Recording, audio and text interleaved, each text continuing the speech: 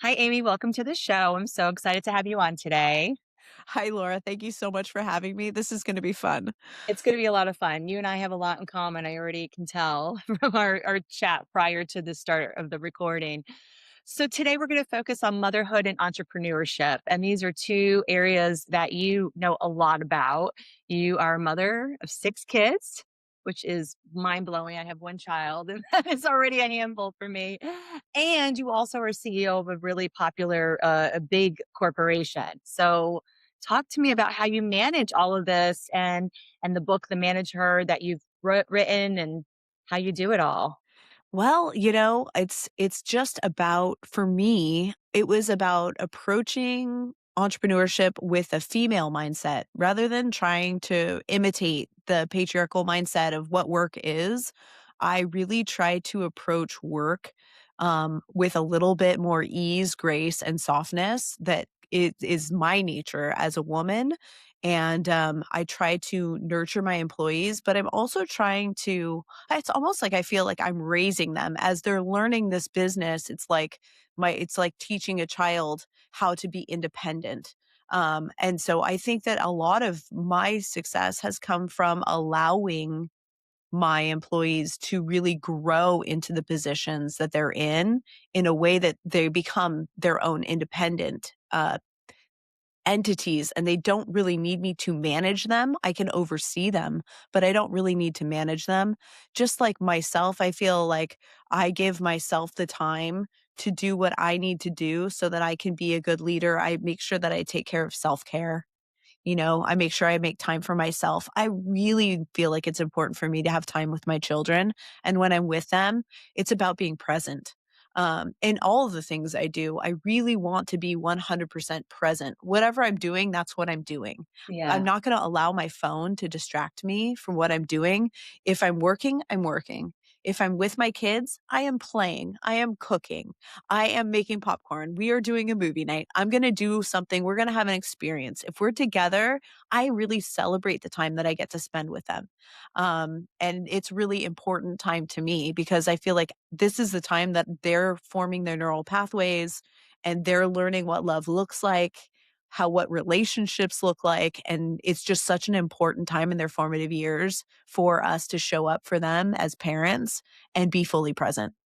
100%. Amy, you sound like such an amazing mom. Were you like this from the first child? Like, how did you really, master motherhood? Well, my first child is Julian, and he was born at home. I did all the research on birth and water birth and gentle birth and the continuum concept. And so I adapted a lot of that stuff a lot of that went into my parenting. I am a gentle parent, more or less, although I do feel a little bit like I learned a lot from Caesar Milan also, which is just, setting your boundaries and making sure that your children know that you are the alpha because it does make them feel safer when they know that there's someone who's got it under control. So it's like Mm, having that calm, steady presence that is assuring, but also coming from a place of absolute love and adoration. Like I adore my children and they know it. I tell them all the time. mm, that's beautiful. So it's really like you went into that first pregnancy and birth very empowered and prepared. It sounds like, and unfortunately, sometimes I speak to a lot of women in my practice, and after going through birth trauma, then they learn all of their options and choices that they had during pregnancy and birth that they didn't even know about at the time. And then they get to have a healing VBAC and or a healing, unmedicated vaginal delivery that they didn't get to experience the first time around to recover from that PTSD. Yeah, it's really sad. I have a lot of friends who've experienced that. In fact, my midwife, who was called into the work after a very traumatic first birth in the hospital, she is amazing. Her name is Lindsay Miles. She's amazing. We've had three babies together, and it's that story of reclaiming birth, reclaiming it as a sacred and transformative human and female, specifically female experience. Mothers are birthed in the experience as well. And it is such a beautiful thing for us to be reclaiming as women in this time, Mm. as we have the freedom and are allowed the freedom to reclaim that space for ourselves as a space, sacred and beautiful space that it is. Yeah, I mean, there's really nothing more feminine than giving birth, and there's a very spiritual component to having a unmedicated, drug-free vaginal delivery that doesn't compare when the drugs are involved. They just numb that nervous system experience, right? If you talk to any woman who's had birth at home, well, almost everyone is given birth at home. They're like, I would do that every day. It's such a euphoric experience. You said you had 5 out of 6 at home? 5. Yeah, 5 out of 6. The 6th I didn't give birth to, she wasn't mine too. I would have given birth to if I could have. Got it, got it. Okay, fair enough. So, it's true. I mean, and obviously there's a time and a place for hospital birth, but Of it's nice course. to know that it's an option. And we're not even talking about home birth today. I want to talk about how the work that what you were talking about, doing entrepreneurship and working outside of the home is supported by women's work in the home. So, like, can we speak about what that is and the manager concept? Absolutely, Yeah. absolutely. So this really came to me heavily, all of a sudden I found myself my husband was sick and in the hospital, and I found myself with all the kids home, COVID time, homeschooling, and running not just Tomahawk, but also helping out with Mohawk at the same time. And I realized I was given a class for free by San Diego Gas and Electric, and it was a business class, and we were studying capital, people, and systems. And I was like, wait a second. Capital systems and people are the exact same principles that you work with in your home. You've got your budget, your capital, you got your systems. Where do your forks go? When do you do the laundry? When do you go grocery shopping? What do you shop for? All of these things. And then you've got your people, you've got your children, which you definitely need to utilize as they are very helpful, and learning the home skills are very important for them. I feel like we as a culture need to realize that, we can't just send our kids to school to learn to read and write. We also need to be educating them on how to run a house, how to keep a house clean, how to do laundry, how to cook. All of these are the real life skills that are going to save them a fortune and allow them to have a very nice life when they grow up and become Mhm. adults. Yeah, So you're teaching them adult skills, right? And we do see, you know, um, this generation of kids that were going off to college, they didn't know how to do laundry, they didn't know how to cook, they didn't know how to be self-sufficient, and they were really failing in life, and then just moving back home to like be taken care of by their parents again, not just financially, but even everything else. And I've interviewed a few women now on my podcast that talk about, hey, your kids, 8, 9, 10 years old, let's teach them how to do some laundry. They can help chop up some vegetables and be the sous chef and meal yeah. prep, right? Like, get them involved. And kids love to help. It helps their self-esteem, but you're also teaching them these real life skills that will serve them the rest of their life. Everybody needs to know how to do laundry and cook a healthy meal and keep their house, clean, right? This is like everyone needs to know that. And I have to say, like, I see men of older generation, my father-in-law included, I don't think he listens to this podcast. He doesn't know how to do any of those things, right? Like, because he never had to. But he's like, Yes. just really, it's not a good way to live our life. No, I feel like it's super empowering for young men to know how to take care of themselves as well. I really do. I have 4 sons at home, and it's one of the things everybody knows. I just have a whiteboard and like basically the rules of the house. It basically says, want to help mom. And it's like, pick up your trash, do your homework, keep your room clean, wash your dishes, be kind to each other. Mm, It's like there are very simple principles, but I think it's, just calmly reinforce the behavior, the culture that you want to create in your house. I talk about this in the manager also. We as mothers are culture creators. We're culture creators when we're running an entrepreneur and we're creating a company, we're creating that culture. But within our homes, we're also creating this culture. Do your children say please and thank you? Mine do. because that's part of my culture. Do we speak kindly to one another? We do, because that's part of my culture. Is our house a calm place? Yes, that's part of my culture. And that's something that as the mother of the house, really are going to embody, and our children will kind of follow suit. I feel like we have to be the leaders in our homes to show our children how to walk. Mm. And so what if your child does have a tantrum? I mean, that does happen, right, in your Oh, house? so yeah, oh my gosh. Yeah, I have a 3-year-old and a 5-year-old. So when Polly has a tantrum, I usually go where if we're out, I'll go, "Polly, look around. Is anyone else screaming and crying? Like, do you see anyone else acting like this right now?" Usually look around. Give him a little perspective on it. If you're out, I feel like that's my mother used to do that for me, and I think that that was one of those aha moments for me as a toddler was, "Oh, you're right. No one else is laying on the ground, kicking their feet and screaming and crying. You're right, mom. No one else is acting like this." Because we are social animals, and we really do look for social cues in society for our behavior. That's interesting, and that works. Yeah. It does. It works for my kids. I don't know if it works for everybody's kids, but sometimes if your kids are having tantrums, it can be a sign that they're having nutritional deficiency too. Mhm. Let's look at their diet. Let's make sure you're not poisoning them on accident by giving them like food coloring. My kids are so sensitive to red 40. It's like the one thing that I just absolutely cannot stand. When people offer them a piece of candy that's red, I know my kids are going to melt down. They are going to have a nightmare at 3 o'clock in the morning. But then other things like if you're B vitamin deficient, you can actually exert defiant behavior. So Mm. it's one of the things as my kids were going through that like 3 to 5 age, giving them a little extra methylated B vitamins, methylated important for my kids because we carry the MTFHR.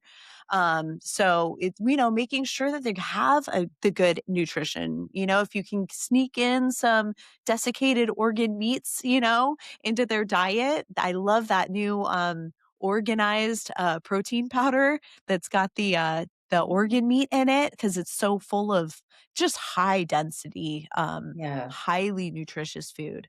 But I Yes. think I think nutrition's really big. I think sometimes we're really missing that when our toddlers are freaking out. Also, a little rescue remedy goes a long way. Get the rescue remedy. It's a good Mhm. one. The Bach flowers, that is Yes. good. We even got it for our new dog who was very hyper and anxious and was like, "Is this my new home? I don't know what's going on." And so we just petted on him, like we sprayed on our hands and petted on him, and it calms him right down. Yeah, that stuff is awesome. It really is. It's amazing. Sometimes, we can miss the subtle things. And sometimes this behavior isn't just behavior for the sake of behavior. There's something else going on underneath that. Yeah, it could be even like you mentioned heavy metals or other Yes. toxins that, Or that child is parasites. parasites. Exactly. So um yeah, it's so huge to be in touch with that and help support. And I think the other thing as a mom, if you're seeing that with your child and you're not exactly sure, there's resources out there. You can work with a naturopath, a functional medicine practitioner, somebody who's going to help really guide you and getting you the answers that you're looking for, because they're not probably going to come from your traditional pediatrician, right? So we have to dig a little bit deeper to get the answers that we need.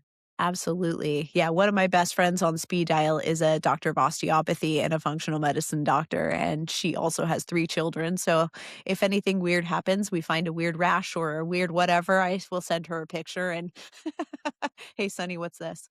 Yeah, I love that. That's awesome. Yeah, even me as a doctor, like there's times where I'm like, I don't know what's going on with my son, and then I have to reach out to our naturopath, and she's just giving me a different perspective. That I'm like, oh, I didn't even think about that. Like there was a Lyme issue that he was having after a Yes. mosquito bite, and I was like, why is he having these weird, new, strange behaviors? And she was able to identify that, and with that, we were able to treat it and get him feeling much better, right? So that's what's great about having all these types of, practitioners that are out there. And especially when it's not your own child, you're able to really get a different perspective and information that you need. But mother's intuition is also really powerful, right? Really powerful. Yeah, this Yeah. one time, Indy had this horrible rash, and I just nothing was working for it, and I went down to the kitchen and just started mixing stuff together, and I was like, "Okay, Jesus, God, just tell me what I'm supposed to put into this," and I used all of the knowledge I had in my mind and created a little potion for her that was based it was basically like a coconut oil base, and I ended up having all of these different little things in it, and I put it on her, and 15 minutes later, the rash calmed down and she was able to go to sleep, and it was like, "You gotta trust your instincts, mamas." You we mom Mhm. mothers are very instinctual. Extremely. And I think a lot of times we don't give ourselves enough credit. And, that is definitely something that I speak to a lot with my brand new first time moms that are coming in their fourth trimester. And there's so much overwhelm and sleep, deprivation. And they're also getting all this information from all over. And I would say, even with social media, which I wasn't like scrolling on my phone when my son was a newborn, but it's almost just too much. And we can't think clearly about really what is the right decision for ourselves and our child. So that's where like some quiet time, something to just, even with a very tiny baby, you just get somebody else to watch the baby so you can really tap into that intuition. Definitely. I'm so lucky. I've had my yoga practice since I got pregnant with Julian, so 17 years. And, being able to just step away and go to yoga for an hour and get a little bit of quiet time, even when he was a baby, I would still step away for maybe 3 times a week, and get that 3 hours a week. Come on, it's really not that much self-care, but Right. it's like to a mom, it's so important. There's so much guilt, so much mom guilt to take care of ourselves, but when we take care of ourselves, we take care of everyone else so much better. So much better. Mama self-care is just so undervalued, and it's just so important because really anybody who's a caretaker knows that you can give and take care of at such a higher level when your cup is full, right? And you have stuff to give. And unfortunately, so many caretakers are just very, depleted and exhausted, and their own, physical, mental, emotional, spiritual health is just not well because of the overgive, right? And then there's the resentment. Oh, I give so much. Yes. I take care of my husband and my children, and then my business and everything, and then that's not a good place. There's no joy and happiness coming from that place of resentment because you overgave. Absolutely. Yeah, the return on investment on self-care is really it pays in dividends, it's exponential. Give yourself a 15-minute shower, go wash your hair. It's okay, I promise your baby's gonna be okay, and you're gonna come back to your baby, and you're gonna feel so much better. It was so hard for me with my first one. I really had a hard time not being there every single second with him. And Mhm. as I've become more seasoned as a mother, I think it's gotten a lot easier for me to realize it's not how much time you spend with them, it's how present you are in those moments that you do. If you're sitting in the same room as your kid, but you're just scrolling on your phone, that's not the same thing as taking an hour of your time, putting your phone away. Just put it away Mm, and get on the ground and play with them, or just hold them in your arms and coo with them, or mm, just sniff them. Gosh, you're gonna miss that smell. You will miss it. you will Yeah. miss it. Yeah, get present with it. It's so hard to be present in the world that we're living in now. It is hard, and I've had this conversation with other guests about, breastfeeding moms, middle of the night, scrolling on their phone, how it's impacting their melatonin and with the blue light. The baby's also getting that blue light exposure, and there's no connection with you, and you're literally just like a milk machine at that moment. You're technically physically feeding your child, but the connection that you could be feeding them is not there. And I think it's important to talk about. I mean, I know some people are like, moms need some social media, like that's their break or whatever. I don't know. Is there maybe a different time and place for that, you know? Yeah, I think that, I work in technology and my kids are Mhm. always like, "But mom, you're in technology." I mean, we're in Screen digital times. transformation. It's Yeah. awesome, right? But having boundaries with technology, the higher up you go in the technology industry, the more boundaries that these people have around technology for themselves and their children. So the children of Meta employees do not use iPads. They don't use the internet. They don't have smartphones. And there's a reason why, because they know how these things are wiring these kids. Our internet gets turned off at 10 o'clock at night. It comes back on at 7 o'clock in the morning. All of our phones get put away on airplane mode, 10 o'clock at night. Everything is put away. We have really strong boundaries with our technology because we know that it's going to interfere with our circadian rhythms. You're going to stay up too late. You're going to be exposing yourself to that blue light. It's going to tell you it's not time to sleep. It's daytime, but it's not daytime. It's nighttime. And rest is so important for our epigenetics. We can only run certain systems in our bodies during certain hours of the day. And if we're not asleep during that time, we can't run those systems. And a lot of them are for detoxifying our bodies, healing. So Yeah. we Yeah, know the sleep is science. so important, and if we're not making that a priority with sleep hygiene, like you mentioned, then we're gonna suffer the consequences, you know, and it could just be a little bit every day, right? That just wears us down, and then when our adrenals are fatigued and, we're having, all these other symptoms that come out of not getting that proper rest. And you also put a really good point on the brain development of a child and tech, right? And how screens are really impactful in a negative way for brains even under like 25 years old. Yeah, well, I was having this conversation with my nanny this morning. I was watching a podcast, and he was saying how it's so detrimental that our children aren't reading the way that we did many generations ago. Now you watch a movie instead of reading the book, and how when we read, we have to imagine all of the characters and the environment and the all of the things. We're creating this rich landscape in our imagination.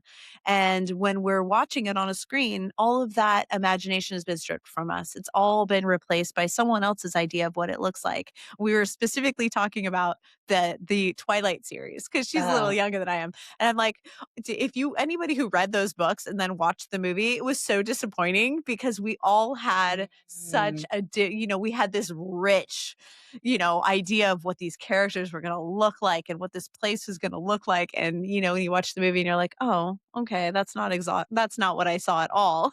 But right. how our children basically are missing out on that the development of the imagination of just listening to Mhm, stories. I love reading to my children, mhm, even chapter books, because if they don't want to read them themselves, you can read them to them. You know, we mhm. we read Siddhartha by Herman Hesse. My son who's 11, he's just an old soul. And he was like, I want this one. And I'm like, okay, let's read it. And just to be able to take them on these journeys, these chapter books. We've read The Wizard of Oz. We've read Mm. so many classic books, and Harry Potter. I read with Gabriel when he was little, and to be able to go through these and be able to let these kids spark their imaginations. If they don't want to read the chapter books, read them to them. Read a chapter a night. It's so much fun. Yes. So I love reading with my son as well. And now he's in second grade and he's reading the chapter books to me, or we'll alternate chapters, but I'm blown away. He can read. And what I've noticed just in the past few weeks is he'll just curl up on the couch with a book that he's already read, a Captain Underpants book, whatever, Yeah. and he'll start reading it. And it makes me so happy because it's like, number 1, I don't have to read it to him, right? Mama gets a little time to herself, and he is totally entertained by reading this book, It's for an the hour even. best. It's the absolute best. I know, it's the cutest. My 3-year-old, he loves books, and my 5-year-old, she loves books, and he, like, has his little collection of books that he carries around with him. He has this little box, and he carries his little his books around with him, and they each page has, like, 1 word, but it's 1 word that he knows. So he can read So his little cute. books. Oh, And you know what? As having older siblings, they're obviously wanting to, do what they're doing as well, right? Oh, yeah. There's a lot of that. We are such social animals, like I was saying in there. You create a culture, this social hierarchy in your home. And it's, the little ones want to fall right in line. Again, I refer to Caesar Milan. He has a healthy pack. And we can bring any kid into our pack, actually. Kids are having major issues at home can come into our home and fall right in line with all of our children. Culture. Yes. Wow. So, how do you create that culture, work or at home? Like, what is the secret to being that alpha? Well, I think it's intention, right? First, you have to have the intention. I am doing this work. This is work, and I am going to do it. For this, the first thing. I think that we haven't had a lot of language around the domestic invisible work, and that's what I want to do with the manager. Is let's put some language to this so that we can actually talk about these things and bring intention and understanding that we're actually doing these amazing things as Yeah. women. So let's bring the intention. Let's bring presence to our time when we're in the home. Let's pay attention to what's happening in our home. Let's assess. Are our kids rude? Are they not saying please and thank you? Are they shouting? Are they being unkind to each other? Well, make a list. Let's correct it. It's not a permanent thing. Children can change their behavior. You just have to gently reinforce the change in the house, and you have to lead it. So if you don't want your kids to shout, don't shout. Whisper. Right. Whisper Right. instead. If you want your kids to be kind to each other, speak kindly to, you got to teach them how. If my kids ever said something unkind to each other, I would say, we don't talk like that in this house. Let's try this instead. You know, Danny he's our brother. Sometimes the little kids will get a little aggressive with my middle, and I say, "No, no, we love Daniel. We love him. He's our big brother. He's our best friend. We're going to be nice to our best friend." And sometimes it's just reinforcing. Those like 5 and under kids are totally in their subconscious mind. So everything you tell them, they believe. So tell them good things about themselves and about their siblings. Tell them that their siblings are their best friends. Tell them that they're going to grow up and be best friends and their cousins are going to play together, and be sure that you're giving them good stories because those stories are going to last with them their whole lives. Right. Yeah. I mean, we really, as moms, are shaping those subconscious beliefs. And as we know, those subconscious beliefs stay with us our whole life until we actively are aware of them if they're limiting and say, okay, I don't want to have this limiting belief anymore. Right. Exactly. So there's a lot of power there. And it's about us as moms being conscious, right? Really being aware of our behavior. What are we modeling? What are we saying? How are we acting? If you're shouting, don't shout, then it's like, okay, I don't understand because, I'm just following what you're doing, right? Like you said, the kids are just following the leader here, right? What about if your partner is yelling? Like we're not able, right? So how do Yeah. we as the manager of the home help Yes. with that? I think a lot of it, it's like you never wanna correct your partner in front of your children. You Right. guys always need to be a united front, but say, "Honey, let's go have a date. Take a date night. Let's have a date night where we talk about how we're gonna intentionally parent these kids. How Mhm. can we do this better than our parents did it? How do you Mm, think you could be a better dad than your dad was to you? And how mm, do you see I could be a better mom than my mom was to me? Because sometimes our partner can be a lovely mirror and they can see things that we can't see. They can see our mm. blind spots sometimes. And it's really helpful that we do that for one another as partners. Yeah, Yeah. yeah, that's the whole partnership, right? It's a team. It's about being a team approach. So, Yeah. Yeah. So if dad's all, if there's something that dad's not doing quite right, it's okay, but don't correct him in the moment. You never want to show the kids that. And it's really disrespectful for dad too. So just make sure that you make some nice, safe time where you guys can talk it out and come from a place of love. Love for your children, love for your spouse. It's amazing what you can do when you lead with love. mhm. Well said. Well, Amy, do you have any last thoughts that you want to share with the audience? Um, if you guys want to buy my book, it's on Amazon, The Manage Her Unveiling the Invisible Work. And sparking a leadership revolution. It's basically going to help you figure out what you're doing in your invisible work with your home, how you can get more conscious about it, and how you can actually figure out what you can automate, what you can delegate, and what you can eliminate from those tasks. There are still a lot of things on our to do list that we don't really need to be doing. So I think it's a Mm, way for us to learn to manage our time, create some language around what we're doing at home, own that stuff that we are doing, and own it for each other too. Like, I see that you do this and that this is important work. This mm, is important work. Being a mom is such an important job, and it's a 24 by 7, 365 job. And thank you to all the moms that are out there listening right now. You're doing so good. mm. And they can also find you on your podcast, same Yeah. name, The Manage Her. Yes, the Manage Her podcast, and we're everywhere. YouTube, Spotify, Apple, everywhere you get your podcasts, we are there. Thank you so much. Thank you for coming on. Yeah, thank you. Thank you, Laura.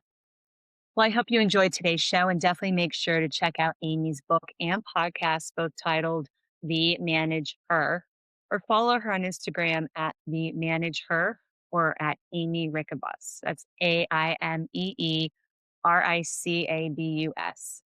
In addition, if you need extra support and guidance with your own personal health journey, I'm here to help. I'm now offering virtual functional medicine consultations specializing in preconception, fertility, and women's health. Please go to my website, drlaurabrayton.com, and click Become a Patient to schedule a complimentary 15-minute discovery call with me to see if my program is the right fit for you. And if you love this show, please leave us a review. Go to ratethispodcast.com/well-adjusted mama and follow the simple instructions.